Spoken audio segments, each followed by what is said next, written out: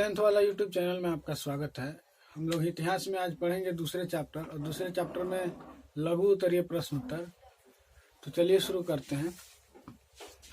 और लघु उत्तरीय प्रश्न उत्तर में भी हमने 1 से 3 तक पिछले वीडियो में करा दिया है, आप लोग वो वीडियो देख लीजिएगा। आज हम लोग 4-5 ही पढ़ेंगे। चौथा नंबर क्वेश्चन है कि नई आर्थिक नीति मार्क्सवादी विचारों के साथ समझौता था कैसे। देखिए, नई आर्थिक नीति लेनिन के जरिए लागू किया गया, लेकिन इस व्यवस्था को अगर लागू अचानक से कर दिया जाता तो पूरे पूंजीपति वर्ग से टकराना पड़ता।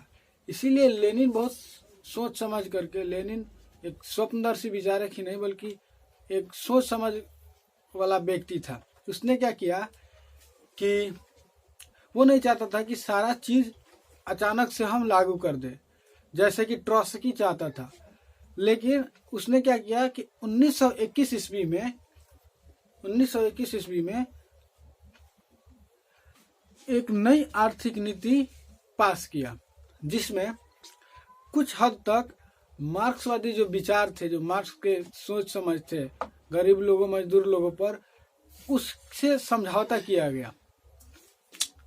तो नई आर्थिक नीति, जिसको हम एनईपी इंग्लिश में बोलते हैं, न्यू इकोनॉमिक पॉलिसी, नई आर्थिक नीति, उसके कुछ पॉइंट्स थे।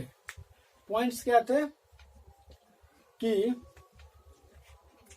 जो पहले अनाज लिया जाता था किसानों से और सरकार अनाज लेती थी और बचा हुआ अनाज छोड़ देती थी, उसके बदले में वहां पे क्या किया गया कि अनाज के जगह पर किसान के ऊपर टैक्स लगा दिया गया। अनाज की जगह पर टैक्स, यानी जितना सरकार, यानी किसान जितना अनाज उपजाए उसका सरकार को टैक्स दे दे।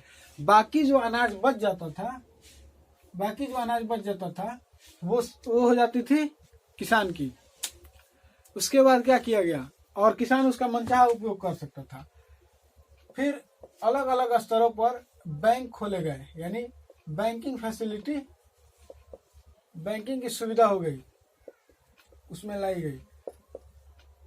तीसरा काम क्या हुआ कि 20 से कम कर्मचारी जो जिस क्षेत्र में काम करते थे, किसी भी क्षेत्र में जिसमें 20 से कम कर्मचारी काम करते थे, वो एक व्यक्तिगत व्यवसाय हो गया, वो पूंजीपति वर्ग का व्यवसाय नहीं रहा। ठीक है। उसके बाद क्या हुआ कि जमीन जो थी किसान की जो जमीन थी, वो रियल में माना गया, यानी वास्तविक में, सच्चाई में वो राज्य की जमीन ही थी, यानी सरकार के ही हाथ की जमीन थी, सरकार की ही जमीन थी। लेकिन अब चूंकि किसान खेती करे, इसके लिए उस जमीन पर किसान का अधिकार को छोड़ दिया गया, यानी किसान के अधिकार को, किसान के अंदर में जमीन ही रही, लेकिन उसका टैक्स, जिसे हम आमतौर पर मालगुजारी कहते हैं, सरकार को देना पड़ता था। और क्या किया गया कि ट्रेड यूनियन जो था, जो जिसको आगे चल के हम अच्छे से पढ़ेंगे, ट्रेड यूनियन होता क्या है उसको पढ़ेंगे बाद में। लेकिन ट्रेड यूनियन की जो सदस्यता थी, ट्रेड यूनियन की सदस्यता, उसको क्या किया गया, अनिवार्य था, उसको कैंसिल कर दिया गया था। अब ट्रेड यूनियन के लिए अनिवार्य सदस्यता की जरूरत नहीं थी।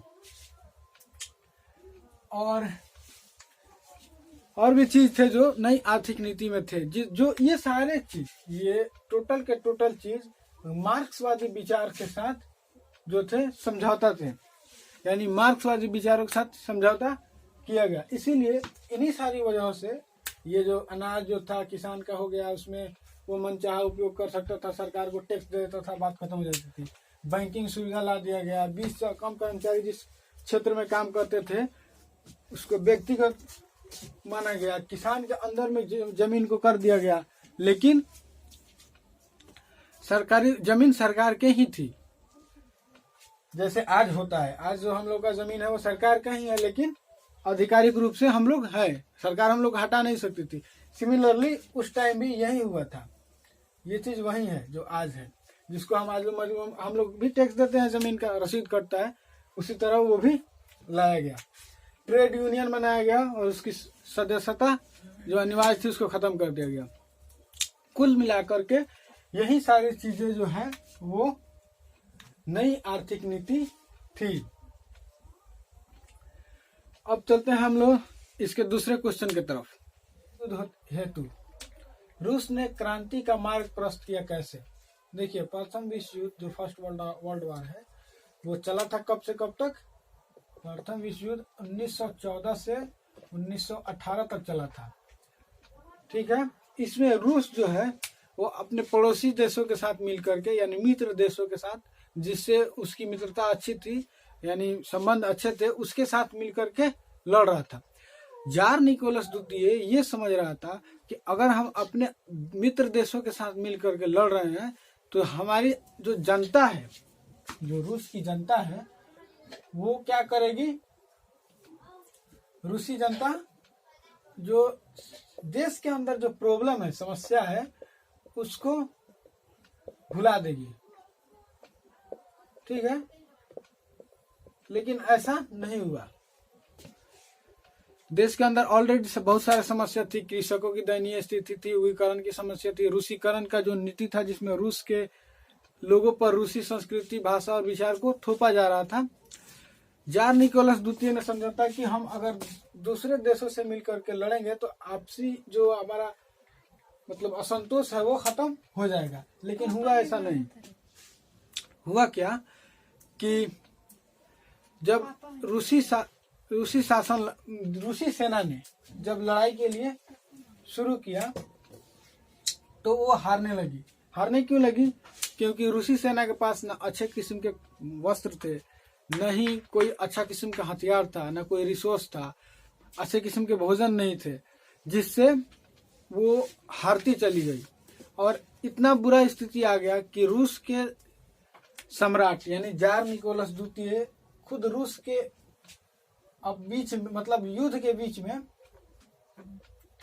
राजतंत्र को छोड़कर यानी राजगद्दी को छोड़ करके राजमहल से निकल करके सेना का कमांड अपने हाथ में ले लिया। और फिर इससे क्या हुआ कि अब चूंकि राजा खुद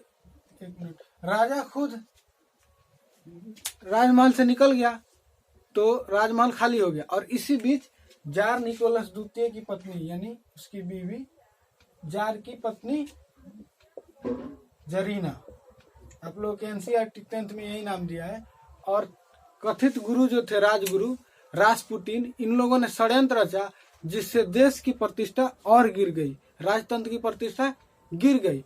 और यही सारा कारण बना रूसी क्रांति का, इसका।